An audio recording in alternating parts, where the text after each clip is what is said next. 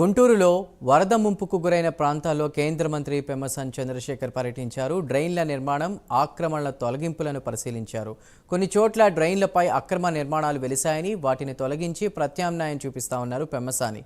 ఇక శంకర్ విలాస్పై వంతెన కోసం డిపిఆర్ సిద్ధం అవుతుందని చెప్పారు పెమ్మసాని చంద్రశేఖర్.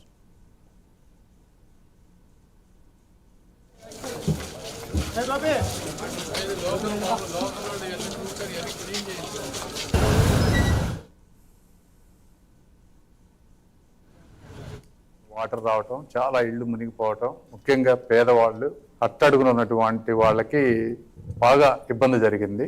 సో ఇవి ఎందుకు జరుగుతున్నాయి, మళ్ళీ ఇవి జరగకుండా ఉంటే మేము ఏం చేయాలి అనే దాని మీద యాక్చువల్గా మాధవి గారు ఆల్రెడీ వీటన్నిటిని తిరిగి ఉన్నారు.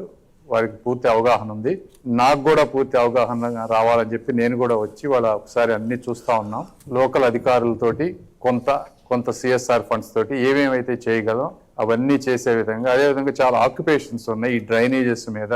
పేదవాళ్ళు ఇళ్ళు కట్టుకోవటం కానీ, వాళ్ళవి తీసేస్తే వాళ్ళకి లివింగ్ పోతుంది, అలా అని ఉంచితే ఓవర్ఫ్లో అయ్యి మిగిలిన వాళ్ళకి ఇబ్బంది అవుతుంది. సో వాళ్ళతోటి మాట్లాడి వాళ్ళకి కొంత కాంపెన్సేషన్ ఇచ్చి వాళ్ళకి ప్రత్యామ్నాయం చూపించి, అదేవిధంగా ఈ డ్రైనేజెస్ ఓపెన్ చేయటం ఎలా, ఇలా అన్ని విషయాల మీద చర్చిస్తూ ఉన్నాం అధికారులతోటి. ఇంకొకటి, మాధవి గారు ఒక 3 days ఒక డివిజన్లో ఒక శానిటేషన్ స్పెషల్ డ్రైవ్ తీసుకొని అందులో కాలువల్లో పూడికలు కానీ, లేకపోతే రోడ్డు మీద ఉన్నటువంటి ఇది కానీ మొత్తం క్లీన్ చేసే విధంగా ఒక డ్రైవ్ లాగా చేసి ఒక డివిజన్ని ఆదర్శమైనటువంటి డివిజన్ లాగా చేశారు ఒక 3 days లో. అదే ఫార్ములాని మిగిలిన డివిజన్స్ లో ఎలా పెట్టుకోవాలి, ఎలా ఎవ్రీ 3 to 4 days కి అధికారులందరూ సమన్వయంతో ఎలా పనిచేసి గుంటూరుని ఒక క్లీన్ సిటీగా ఎలా చేయాలనే దాని మీద ఈ రోజు అంతా మేము చర్చిస్తా ఉన్నాం.